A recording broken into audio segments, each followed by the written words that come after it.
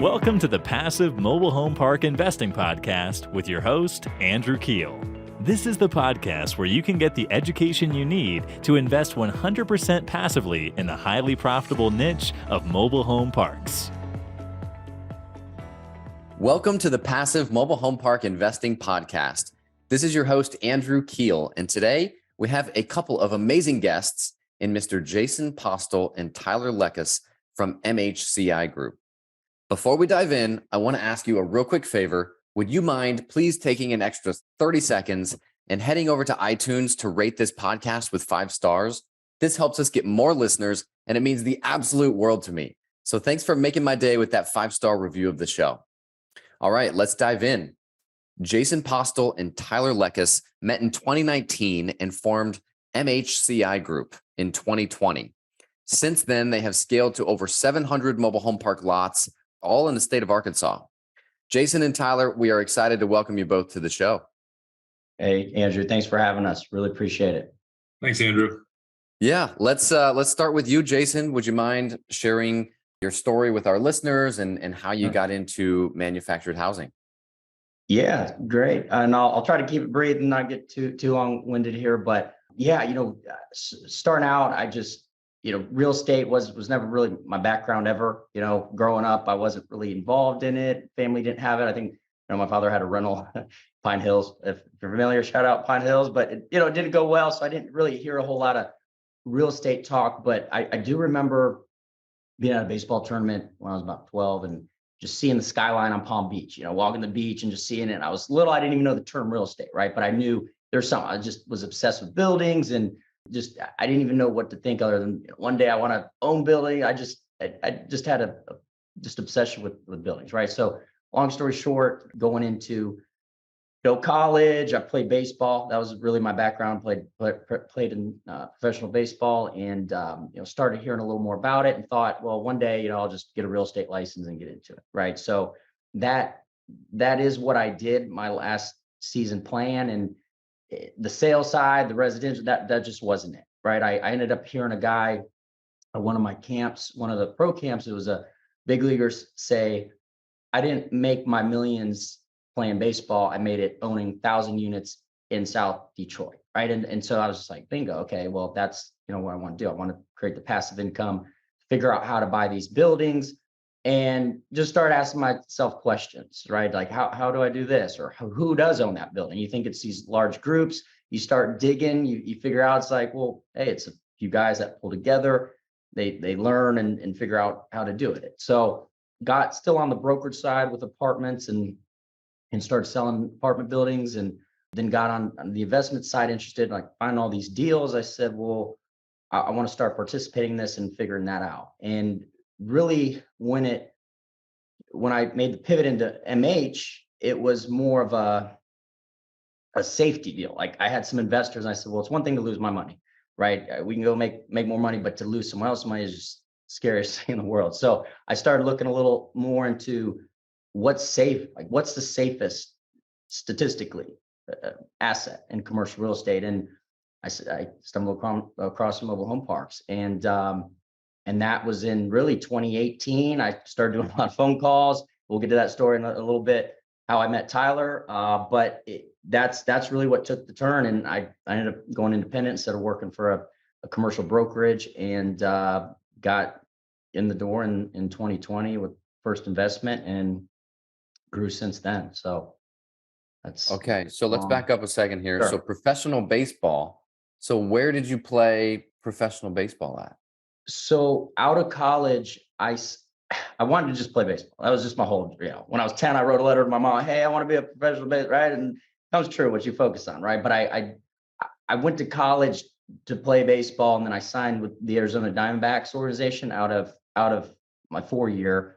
I didn't go back to college. I ended up playing, and then playing throughout the minor leagues for a number of years, and then had some injuries and could have probably kept it going, in the minor leagues or these independent leagues, and ended up having a daughter and thought, hey, it's time to hang it up. And I don't like saying retire. That just seems odd to say, right, at this point in my life. But just hung it up and moved on into the real world. But it was a blessing. Cool. Yeah, it was a blessing. Yeah, no, that's super awesome. And then, so you went into the brokerage side selling apartments.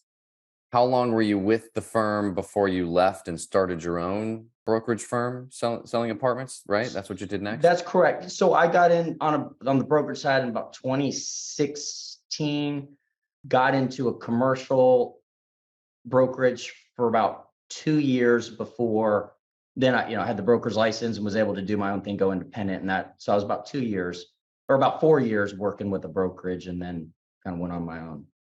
Gotcha. Okay. So then 2020, 2016, 2020, started your own brokerage and got into mobile home parks around the same time. Exact. Yes. Right. That was, Man, you got a lot going wild. on, dude. It was wild storm of events, but it was, Yeah, that's awesome. And then Tyler comes along, right? How'd you guys meet up and put together the partnership?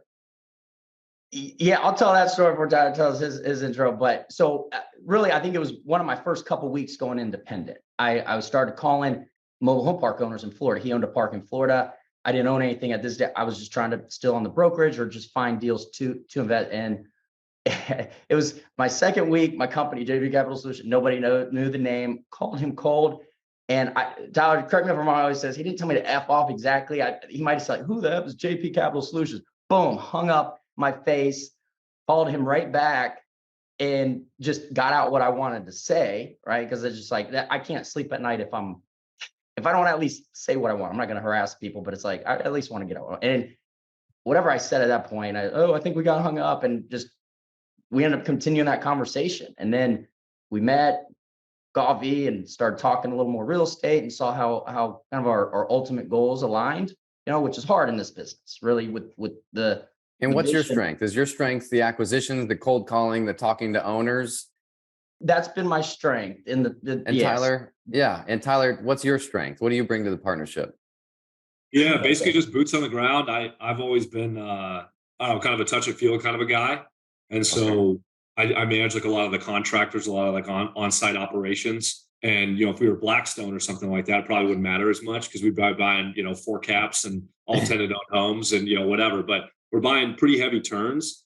And, you lived on site. I remember your raccoon story, your raccoon kill story, Yeah. So these heavy turns, you got to be managing the contractors, or you got to be paying somebody 150 probably a year to really, kind of manage those guys for you. And so we said, look, we don't have that type of capital starting out. So I moved from Florida to Arkansas to kind of manage the portfolio to make sure there was somebody here, because I'm part Neanderthal, so I can't do computers. So I was like, hey, but I'm pretty good at, making sure people can do what they say. It doesn't take a rocket scientist, but it takes some a certain type of personality to deal with the contractors on a daily basis. And for sure. And do you have a background in that? No, I don't. I probably just grew up ornery or something. I don't know. I used to fight Golden Gloves and whatever. So and I do some jujitsu now. Whatever. Anyways, but just a little bit about me. Just backstepping just a little bit. I was in the financial world. I traded fixed income on Wall Street for all my career, basically until about 2016. And end of 2016, I got out of that business. It was just, you were working 120 hours a week. I was trading different, kind of foreign markets, and it just wasn't really a good life. You put on a bunch of weight and a bunch of stress and yada, yada, yada. So my dad sent me an article about, basically mobile home parks. I was like, oh, this is kind of an interesting asset class. I ended up diving into it, quit my job a couple of months later, ended up buying my first park and did a whole bunch of stuff in between there. And then ended up buying my first park in 2018 in Titusville, Florida. So I moved from Florida, basically from Oregon to Florida, and managed that park, self-managed that park, and then ended up meeting Jason, like he said on that phone call. And one little thing that he did leave out was I did like how he called back. I was basically like, it was like during Christmas or something like that. He called like, I think it was like one day before Christmas, like Christmas Eve or day before Christmas Eve. And so I had a couple beers with my buddies. So, whatever, I was having a good time, and he called me up, and I was like, basically pissed off, and I hung up, and he called me back, and I was like, I kind of like this guy. Like, I got to hear what he has to say, because I used to do that when I first started in the financial world. I was a sales guy. So I'd be like, oh man, we got disconnected, So I did like that. I like that tenacity, So anyways, that's how the conversation, kind of got started between us. So it was good. So that is so awesome. Wow. Yeah. And then to this day, you guys are up to 700 lots, all in the state of Arkansas. Was that strategic? Was that just where opportunities came? Why focus on the state of Arkansas? So, yeah, I got to give that credit to Tyler. I mean, him and I too. It wasn't just, oh, hey, we met, cold call, coffee. We're jumping in a deal and growing this. I mean, we probably got our teeth kicked into, I don't know, 18, 24 months, which isn't a long time, granted, but just for your listeners out there, finding partners, again, is not the easiest thing at all, right? Mm-hmm. And so we were down here in Florida looking at deal after deal. We're doing due diligence and we just couldn't get across the finish line. And I can see how a lot of people just hang it up and just like, no, this is ain't. And then guys come in, just crush you with these cash offers. And this was, 2020, right when things were going crazy too. Some people were sitting on the sidelines, but long story short, the Florida didn't work out the market. And Tyler had a wild hair. I can let him go into that. Into Arkansas, Tyler, if you want to elaborate on how we tapped into Arkansas, but it wasn't a strategic like, oh, we're going to grow up to 1,000. Once we got in it, it caught fire. But Tyler, if you want to jump in on. Yeah, I mean, really, Frank Rolfe, he's kind of got that, you dial him up on the phone and he kind of reviews a deal for you or helps you review a deal. And I've used him for that, by the way. I've used him and he always answers, man. I swear. Crazy. He is like Mr. Reliable. and it's just anyways, yeah, that guy's a phenom. I don't understand how he does everything he does. He's a legend. You have 60,000 lots and you answer all these nobody's phone calls, not saying you're a nobody, but I feel like I'm a nobody. And I can't believe he even picks up the phone. I know. It's pretty awesome. But I ended up, we were really struggling in Florida at the time. And I basically called him up and I kind of said we had sort of a deal, but I really wanted to just pick his brain kind of on the Southeast in general. He's like, well, I hate the Southeast. Like, okay, great. Like, okay, give me something else. And he goes, look, if I was going to buy anywhere in the Southeast and I was starting out, he goes, I really think Little Rock is an undercover market. And he goes, I don't think it's going to be for the faint of heart, but he's like, look, if you're trying to make some money and trying to scale out somewhere, he's like, I don't think there's any really institutional operators in Little Rock. He's like, that's just my humble opinion. So I started looking into it. I had a buddy who just started at Marcus and Millichap right when we were looking, and he was looking to buy parks. So I said, hey, why don't you database Little Rock for us? And he ended up databasing Little Rock for us. And I think he sold his like second or third deal to us because he got a hold of this guy named Joe Carreri who owned these two parks. Actually, it's the two parks right behind me. That's my wall art, my apartment here. Nice. Yeah. So and yeah, we ended up buying those parks, and then what we found out is as we got deeper into the market, and I lived here a little bit, and we kind of figured out a little bit more about the market in general, is that the land values here are super low, and the rents really outsize the value of the land. I don't know why the market ended up kind of meshing like that.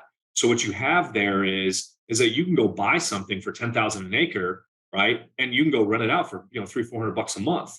So you have this where, like, if you're going to buy something in Los Angeles, right, you may have really high rent there, but the land value is going to crush your cap rate, right? Sure. So we've just found this arbitrage basically within the state of Arkansas that I couldn't find anywhere else. I mean, Alabama and Georgia at the time too, I mean, even till today, are getting bid up. I mean, we're buying, our average price per pad, I think, is like around 20,000 for the 700 units. So it's just, great. I mean, you think about that average, our average lot rent's 325, 350. Anyways, I'm not trying to dive down the rabbit hole of all the metrics, but really good, overall cap rates. But we've had to. I just remember, so my in-laws live in Fort Smith, Arkansas. Oh, okay. And I remember driving down, I don't even know the highway, but we were driving down the road and I saw a billboard above an apartment complex. So it was like a C-grade apartment complex. And it said $350 a month-to-month rentals. And I just remember thinking, what? For an apartment? Not even just lot rent. An apartment was $350 a month. So when you're buying these parks, are lot rents like $100 a month, $150? Like, are they really low? Jason, you want to take that? You want me to take that? Yeah, you can jump. I mean, the apartments. Yeah, Fort Smith. We did look at some deals in Fort Smith, and where we are, the apartment rent is much higher. So we have to your question, Andrew, we bought a park. It's actually a really good little deal store. I mean, at $90 a month, if you can believe, and anybody in America was living there, lot rent. And then we went to 250, which was well below. I mean, we're having 325, and we still think that's pretty below. And there are some higher lot rent in the area, but they were, oh, this lot rent has been in 15 years, and we're like, no kidding, right? And so we got that 30. It was a 33 site deal, and yeah, for 375, and then the bank valued it at 820, and within 5 months, that's how we kept moving along. Sure. So yeah, to your question, there has, but right now, no. I mean, we're seeing maybe 175, 200 at the low end. And that's, again, mom and pop that have owned this for 10, 15 years and know Sally and Johnny and go collect the rent still. And so, yeah, I just wanted to know if there was meat on the bone, like it's so low that and maybe it's just Fort Smith, but I just remember thinking like, man, I don't know how to get those to pencil out. If lot rents, if apartment rents are that, where are lot rents going to be at? But let me go through my questions here. I'm kind of getting off track. Tyler, let's throw this one to you. What do you think is the toughest hurdle you guys have had to overcome in mobile home park investing? So I think there's been two different kind of main challenges. Like when we first started off, right? I think it was probably finding money, going out there and finding money to actually get deals. Because we really didn't have a track record to go out and gather the money that we needed to kind of continue to scale. And I think that was also in part two of that challenge. Again, when we were first starting off, was also finding a manager that was willing to take a pretty low salary, right, to deal with a lot of problems, because we're in a kind of a high crime area of Little Rock. So those finding personnel and then finding money kind of early on was a big challenge. As we've gotten bigger, our deal flow has gotten really good and the money's gotten easier, but now it's building out kind of policies and procedures to continue to kind of scale that growth. And so those may be more business challenges versus mobile home park challenges. But on the mobile home park side, I mean, the tenants, they're just the tenants. Sure. and yeah, no. I gotcha. Totally. Yeah. What would you say? So do you guys manage in-house? Yep. Okay. And maybe you can just shed a little bit of light on that, like how your operation looks. Do you have a team? Is it just you guys? What is, and then maybe when we're done with that, we can talk about like what your parks look like. Like you mentioned, you have one that's 33 lots. Do you guys buy with public utilities, private utilities, or kind of what that looks like? Yeah, so I'll take the team side, and then Jason can maybe speak a little bit more about the utilities. Or Jason, does that sound good for you? Sure. Yeah, we can dive into the deals. Yep. Okay. So basically, it'll be pretty short and sweet, because basically right now how the structure is, we've got on-site managers. We've got kind of a call center that feeds up into, really, we've got like 2 VAs in the Philippines that help us with a whole bunch of different stuff. They've been with us for a couple of years now. And so they really know the business inside and out.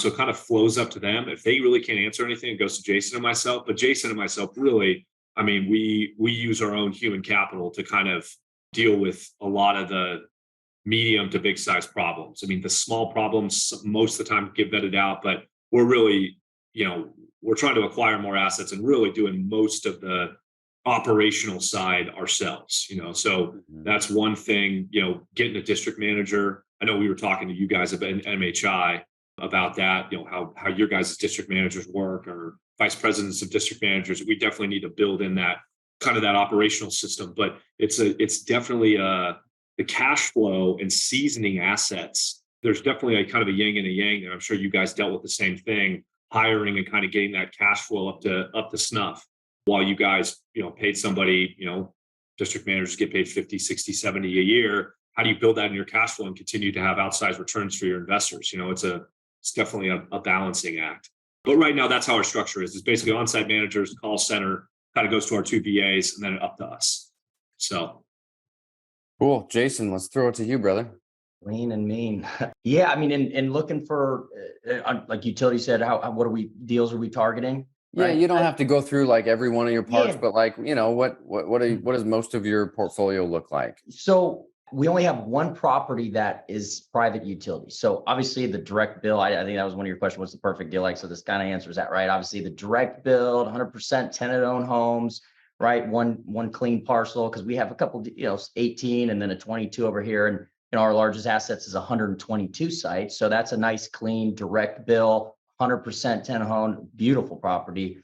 That's almost like the perfect deal, right? But yeah, only one property right now. We don't just cross it off the list. We're not hard and fast like, oh, it has septic or lagoons. Nobody really wants to look into those, maybe. Or I don't say nobody, but yeah, that's we try to steer away, or we're just really diving in on the due diligence side on those, because we've ran into the Orangeburg, right? Which is like years ago, didn't even know what that was, right? I'm not operations guy. I've learned a lot. Tyler way more than I mean, he's like, say, the warrior on the ground. He's in there managing the contractors and doing all that. And there's a lot that comes up. But yeah, ours in Little Rock, out of those 700, there's about 424 that are right in about a 3 to 5 mile radius, right? So that it's not easy to manage, but it's obviously easier to manage than just having them spaced out 18, 20, 40 units throughout the state. So, and those started being easier to find once we bought one, right? Then we call the owner down the road, hey, we own here. And then that's really how that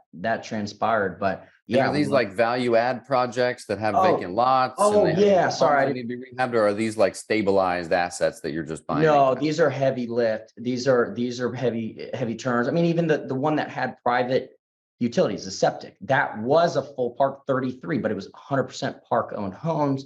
We converted that. 50% of the park left. It was a nightmare. I admit this, but it's, I think, important for your listeners because it's not all great, right? So they went and we're, oh my God. And then it's our top performer right now, though.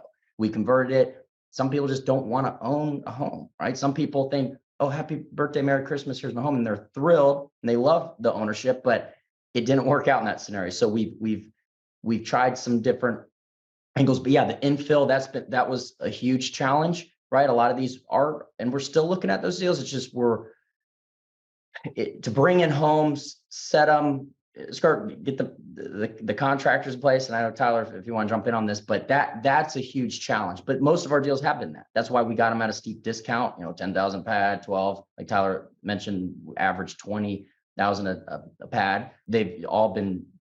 So how many homes have you guys infilled over the last year or so? I mean, just at one property, we brought in Tyler, 7 in 1 month. Tyler, what in the last year? It's probably been between used and new homes throughout the portfolio. It's probably been between 25 and 30, and we're probably bringing another 7 to 10 here in the next 6 months. So it's again, just, I'm sure you've gone over this on some podcasts, Andrew, but infill in homes, when a broker comes out and says, hey, you could generate the 10 cap from this deal. All you got to do is fill in 20 vacant lots. It's those guys are out of their freaking minds. If they knew all the operational stuff that went in on the ground here to actually buy the home, get the actual highway crew to drop it in the correct space, and then hiring your setup crew to go set the home, hooking it all up to utilities, doing the skirting steps and all the stuff that falls off the walls when the home actually comes in, all the lights that fall off, all the walls that fall off. I mean, it is an absolute to-do, and you really need somebody, again, somebody that cares about the property, taking that home and putting it on the pad. Because if you angle it too far one way or another, you lose a whole nother pad. And then guess what? You got to re-pick that home back up, That's not cheap. It's not cheap at all. It's not cheap at all. So, ask me how I know. That's not cheap. Yeah. Yeah, I'm sure there's been some mistakes. Mistakes. That's my next question, Tyler, and I'll direct this one to you. What mistakes have you guys made that our listeners can learn from? Yeah, God, we made probably every mistake in the book, everywhere from wrong water balances to incorrect lot rents on people's like online systems. But I really think one of our biggest mistakes, thank God we bought the asset right. Jason touched on it earlier. We bought a property called Arch Estates, as we call it now. I was 33 park-owned homes, and we slammed these guys. And we basically said, you either get your home and you get out. And that was not the correct move, because they all got out. They got 50% of the park went vacant. Luckily, we bought it for $675,000, which saved us. And we could make the debt service payment and all that. But we basically had to go in there and renovate homes that had, I remember walking into one home and it looked like the walls and the ceiling and the floors were moving because there's so many cockroaches in there. Geez. And they dropped down my shirt when I walked in. So we had to renovate these houses because we had to get the cash flow back up. And the renovations were gnarly. HVACs were shot. There was one guy who ended up going to jail because he got so pissed off. He took a shotgun and started shooting holes in the walls. Anyways, all this stuff. So one of our biggest mistakes was sending that letter out to your park-owned home residents. For your listeners out there, I would recommend if you buy a heavy park-owned home, and I'm sure you've done this, Andrew, as well, but if you buy all park-owned homes, you got to do them in sections, and it's got to be super light. Hey, just want to let you know, we're offering this to you, and offer if it's a 30 space park, or we'll say it's a 100 space park, do 5 to 10 at a time. Hey, we're offering this. Oh, they don't want to take it? No problem. We just recommend, that we'll be converting this sometime in the future, right? So I think that was a pretty big mistake. And again, if we were buying something for $25,000 a pad, we probably would have gone under on that property. Yeah. But luckily, we bought it correctly. And I think that's that's a pro for one of your listeners out there that are trying to buy their first park. Look at price, man, because price is going to keep you out of trouble. And I think you know that, Andrew. So totally. That was definitely one of the bigger mistakes. And then, Jason, you mentioned Orangeburg, that you ran into Orangeburg. Maybe you can elaborate a little bit on that. Yeah, and that's one time at one property in actually up in Mountain Home. There was part of the property that had, and we do now always scope the lines, make sure we know what we're getting into. We got this one at a discount, and it wasn't a monster problem, but it was just something where we run into it, they start digging, boom, okay, well now it's break. Now we got issues going, and problems and replacement, and it just snowballed into a larger problem than we were originally anticipating. But was the whole park Orangeburg? Half of the park was, but we don't have issues throughout the whole park. But we found out there was one part that at the end they started digging, and then they just went right through the Orangeburg, and we found out, okay, well, we can replace that. But yeah, it wasn't the whole community, luckily. Yeah, luckily, because that stuff is brutal. It's like it's bad. Paper mache. Yeah. Why would they ever, whoever invented that? Why would you do that? Just doesn't make sense. Idea. Yeah. Sewer lines in some of these properties are pretty crazy. We had to replace 330 feet of sewer line at this one area because it was all screwed up. The city was upset with us, but we ended up finding cement, PEX, Schedule 10, copper. Copper sewer lines? No, I'm sorry, not copper, stainless steel, and then Orangeburg. So we found 5 different types of sewer lines all patched together in this 330 feet. It was crazy. I remember taking pictures for Jason when I was out there, overseeing the plumbers when they were doing their thing, and I was just like, "What is going on out here? Who put this stuff together?" That's these mom and pops, man. 50, 60 years of just patching it up is what led to that. It's crazy. Well, let me ask you both this. We'll start with you, Jason. This is one of the questions that gets the best feedback from the listeners. It's what are the most important things passive investors, we're talking limited partners here, what do they need to look out for when investing into mobile home parks? So Jason, you start off, and then we'll go to you, Tyler. Yeah, and that's a really good question, because there's so many guys doing it, apartments, and it's just really knowing the operators and really the track record, right? And if somebody's new, that's okay. But what have they done?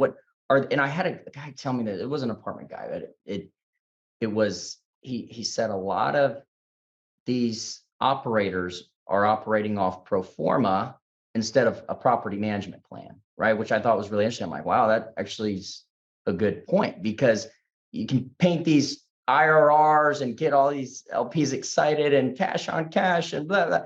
But then it's like, how are you managing this thing? We're juicing rents and we're painting it. And no, it's like, how are you managing this? Right? If all hell breaks loose, who's going? Tyler, Jason. Okay, we know how to lease up. Right? Every little piece of the business. It's like, how are you managing it? Right? So knowing that if all 8 men on site or whoever quits tomorrow, right? No notice. We had that just the other day, just blew back, right? Tyler and I were one property managers quit on spot, no notice, just gone, right? So then what happens? Okay, well, do the operators know how to get in there and operate and do A to Z, right? And not just find the deal. Because I got popped in the mouth pretty good because I love the deals, right? I mean, that's just what keeps me going. Because property management, I mean, I hate to even say it because it's the lifeblood of the business, but I would never start a property management company just to have a third party. I have people all the time asking, "Oh, you got a brokerage you can do?" I'm like, no, we do in-house with our group. That's it. We don't offer third party. I want no business of that side, but it's again the lifeblood. And so going back to your question, what the LPs, what do they need to look for when investing is just the operation side, right? More than just the shiny ball metric of the cash on cash and the IRR being 30%, 20, it's how are they operating these guys? Who are these guys? How are they truly operating the business? And that's good. Yeah. Operations is super tough. I was talking with someone earlier today and, we were talking about the good, the bad, and the ugly, and the ugly in mobile home parks is, this is affordable housing and you're going to have a tough time managing this. And you, like you're saying, Tyler, you got to have good systems in place and it just comes with time for sure. But Tyler, what would you say? What's most important for passive investors looking to invest in mobile home parks? Yeah, I mean, it depends on the type of structure, but we'll just say it's just a fund, right? You got to make sure that the internal metrics, whatever the GPs are measuring their metrics off of, what are those internal metrics and how are they going to get from A to Z on those? And then as well, what are the fees involved, right? Because, sometimes I've seen those packages where the fees aren't baked into the total returns for the fund. So they'll say, well, this is, they'll have a little disclaimer at the bottom of the page. This is, before all fees that are taken out. And they'll have 7 different fees on that, a debt placement fee and an asset management fee and all this stuff. So, and then I would also kind of look at how, I guess this is more on the operation side, but I would look at how the assets actually are and what the plan is, right? So what I mean by that is if you're buying a 100 space park and there's only one occupied lot versus buying a 100 space park and it's, you got 99 occupied lots, right? Those turnarounds and the ability for the GPs to kind of get to those metrics are going to be 2 way different hurdles with both those assets, right? One's going to be pretty easy. One's going to be really, really hard. Again, assuming price is relatively equivalent, all the variables, you take it all into account. You gave me a little bit of anxiety when you said 100 lot park and 1 occupied. That was just no. I hear you. Oh my God. Again, the infill. I can't stress that enough to new operators. It's tough. Yeah. It's tough. And I think just for the passive investors listening, I think you've heard that on other episodes where it's hey, what's the toughest value add component? And hands down, it's infill because like you said, there's so many variables that you need to line up. You can't buy a home that's a 14 by 70 standard size and put it on a lot that can only fit a 56-foot long, home. And, you can lose and jeopardize a lot of investor money if you're not careful with that process. So 100%. I would love to, and I know this isn't about you, but I would love to pick your brain about the toter that you guys bought and how that's been working out. Anyways, off camera or on camera or whatever. I don't know if you want to. Yeah, so for the listeners, we bought a mobile home toter truck. We started a business, A1 Mobile Home Transport and Installation. We did that 3 years ago, and it was one of the best things we ever did because we had a lot of big infill projects, and it just gave us priority. We could control our timelines in a pro forma so much better because it was our own internal crew. And that's just one of the big pain points I'm sure you guys are experiencing is these third-party transport companies are kind of fly-by-nights. They're not like the most professional guys that are sticking to their timelines. It's oh, I had you on the schedule for Thursday, but it's Thursday now and something else came up and I'm gonna have to move you to next Thursday. And it's I can't run a business where I'm, basing my pro forma returns off of a time horizon.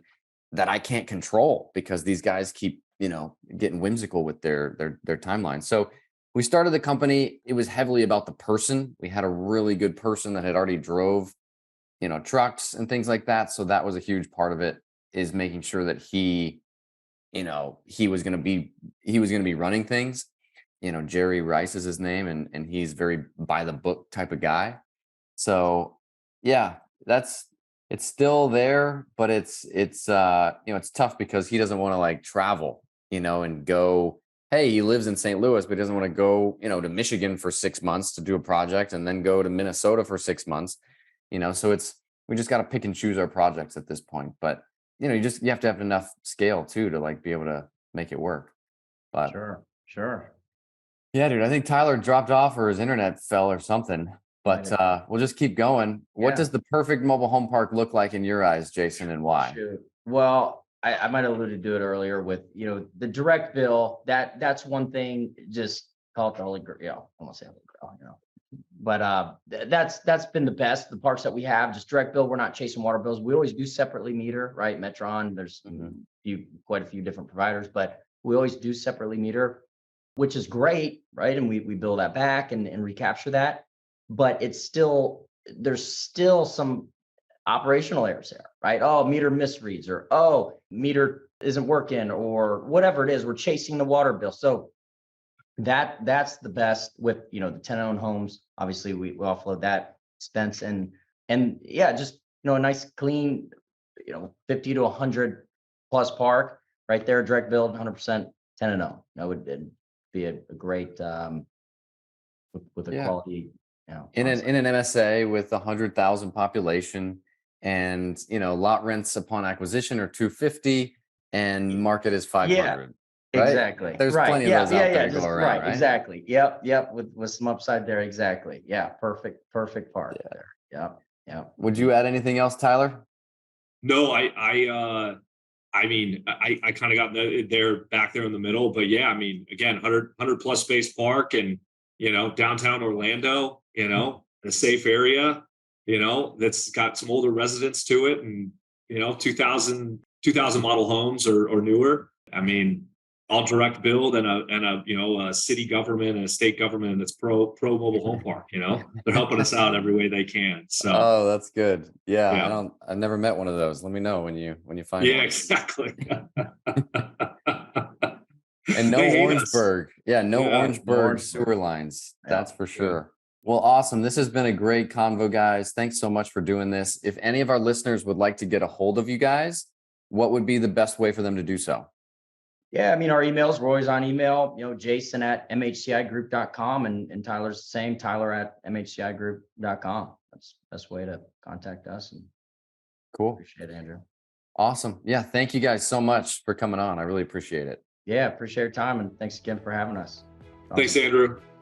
Yeah, that's it for today, folks. Thank you all so much for tuning in. Hey, are you getting value out of this show?